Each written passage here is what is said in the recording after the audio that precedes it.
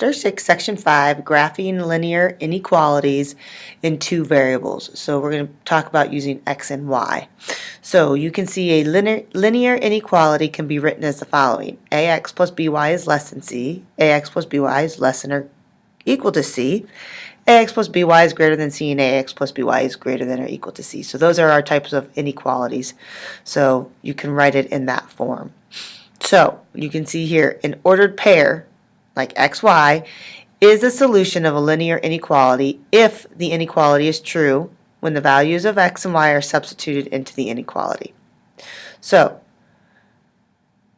basically, typo, but you're supposed to check whether the ordered pair is a solution of 4x plus 5y is less than or equal to 2. So here are your ordered pairs. You have negative 3, 5, 0, 2, and 6, negative 8.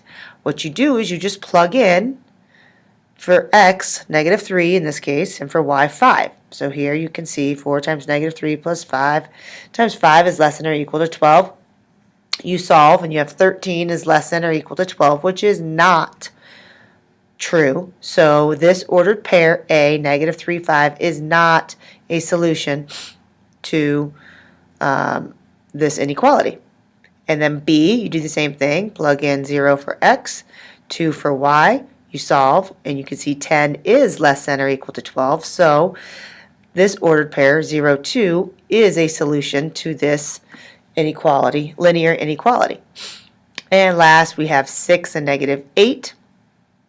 And you see again, you plug in 6 for x, negative 8 for y, and negative 24 is less than or equal to 12, and yes. So no for A, yes for B and C. They are solutions. So now we're going to learn how to graph linear inequalities. So there are 3 rules to graphing, or steps, I guess you would say, to graphing linear inequalities. So first, you graph the corresponding equation.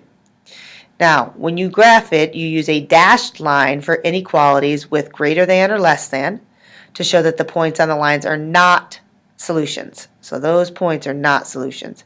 Use a solid line for inequalities with greater than or equal to or less than and equal to show that points are solutions that are on the line.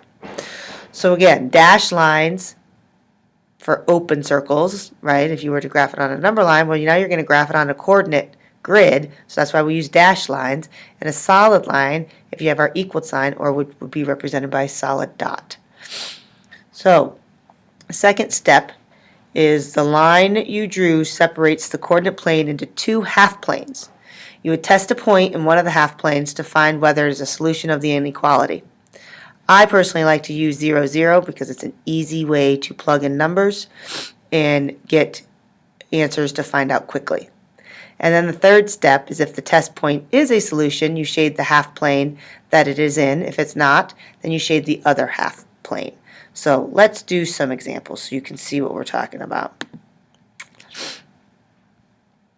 Here we have sketch the graph x is greater than or equal to 1. So here I draw my coordinate plane and I sketch my graph. Here it's x equals, so I have my line is at 1. And it's greater than or equal to, so I know it's a solid line. And then I plug in 0, because I plug in this point right here, 0, 0.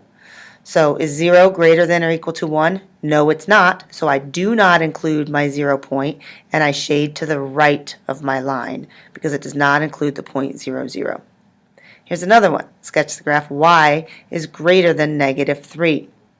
So again, I have y, and it's a dotted line, since it's just greater than, at negative 3. And then I plug in 0 is greater than negative 3. Yes, that is correct. So here's my point 0, 0. I need to make sure it's this side of the plane that is shaded in because it covers the point 0, 0. Now let's do a harder one. Let's do a line. Let's show how do we do this. So sketch the graph x minus y is less than or equal to 2. So first, we write the equation in slope-intercept form, which again is y equals mx plus b. So here I have negative y equals negative x plus 2. I have to get y as a positive y, so I divide or multiply by negative 1, so y equals x minus 2. So I know my slope is 1, my y-intercept is negative 2. So there's my y-intercept, there's things. So now I go back and I look. and you can see it's less than or equal to. So it's a straight line, solid line going across. Now I plug in 0, 0 to find out which side I shade. So if I plug in 0, 0, I say 0 minus 0 is less than or equal to 2, so 0 is less than or equal to 2. That is a true statement, so I include the 0, 0 point, and I shade in on this half of my graph. All right, and one last real-life problem here is here's our talk, okay? On a school night, you are allowed a maximum of 40 minutes total to surf the internet or to hang out in chat rooms. What are the different amounts of time you can spend surfing or chatting? Display your answer with a graph. So you write them a verbal model. The amount of time surfing plus the amount of time chatting has to be less than or equal to the time allowed. So I plug in x plus y is less than or equal to 40. And now I want to graph this. I put it in slope-intercept form. Y equals negative x plus 40. And then you'll see here later, but then I go through and I graph it. And I graph it where there's no negatives because that doesn't make sense if I do it. So I have my time surfing, time chatting. You can see my y-intercept is 40. It's a less than or equal to, so it's a solid line. And then there's my slope. And then I plugged in 0, 0, and it was true. 0 is less than or equal to 40, so I include this point, and I graph and shade here. We will do more problems in class as it comes along, but write these in your notes, and we will go from there. Have a good night.